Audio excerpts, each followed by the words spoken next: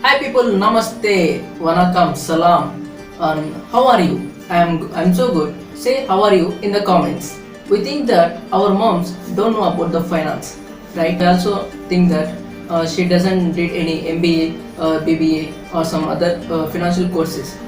But we are wrong. Our mothers knows how to handle the finance and money better than us. Let us see. We can learn some financial lessons from our moms. Let us see what are they. Uh, the first one is budgeting. Mothers are always best in making a budget. She knows how to spend and where to spend and when to spend the money.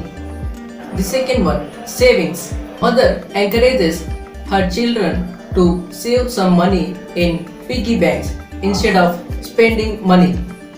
This is to inculcate and adopt the habit of savings.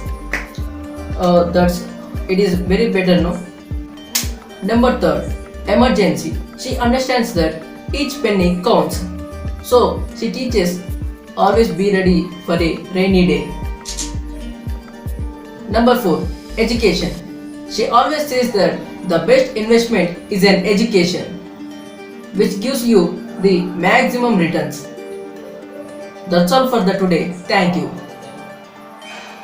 Hey, one more request. 90% of the people are not subscribed yet. Go and subscribe.